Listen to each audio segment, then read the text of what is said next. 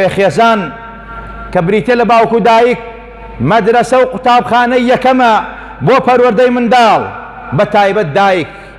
ئەمڕۆ بێدینەکان نەوەکانی گاور و جوولەکە مەقاشەکانی دەستیان بەڕاستی بە کۆمەڵە سیاسەتی نەگریسی خۆیان وایان کردووە دایک ڕۆڵی دایکایەتی خۆی نەبینێت، کە دایک مەدرسەی یەکەمە بۆ پەروەردەی منداڵ.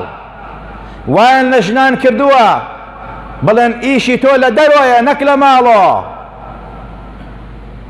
باسی پیاو سالاری بۆکەن، باسی ئەوەی بۆکەن تۆ چۆن هەر لە ماڵە پەروەردەی منداڵەکەی، تۆ خەریکی چیت بەچیوە بەسراویتەوە بۆ نایدە دەرۆ کەیف و سەفا بکەی، بۆ خۆت ڕوت ناکەیتەوە، بۆ ئازاد نابی، بۆ بەرەڵا نابی.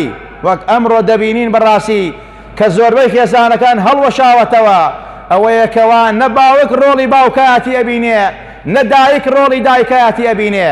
ئەمە کێ دەریهێنا لە مێشتان؟ بێدین و مولعیدەکان و نەوەکانی گاور و جوولەکە. تۆش بە خۆت نەزانیوە ئەوانە ئەو ڕێکخراوانە ئەوانەی کەوا ئەو باسانە بۆ ئێوەکەن دڵسۆستانین دڵنیابن، بە تایبەت دایکانی بەڕێز. دایک گەورەترین مەدرسەیە بۆ منداڵ. ئەو دایکە ئەگەر ڕۆڵی دایکایەتی خۆی بەباشی بینێ پیاوێک پەروەردەکە ئومەتێ پەروەردە بکات.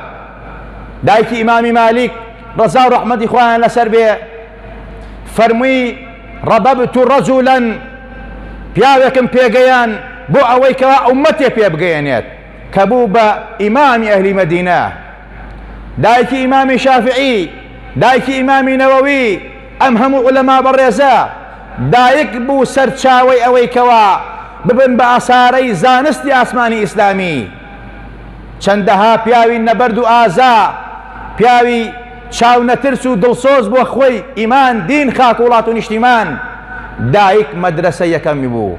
لە ناو کوردەواری ئێمە چەندەها دایک تەزحی بە خۆیدا بۆ ئەوەی کەوانەوەکەی پەروەردەکە خاک وڵاتی خۆش بێ، ئیمان و دینی هەبێت، ڕەوشتی ببێت، خەڵک پەروەردەکە.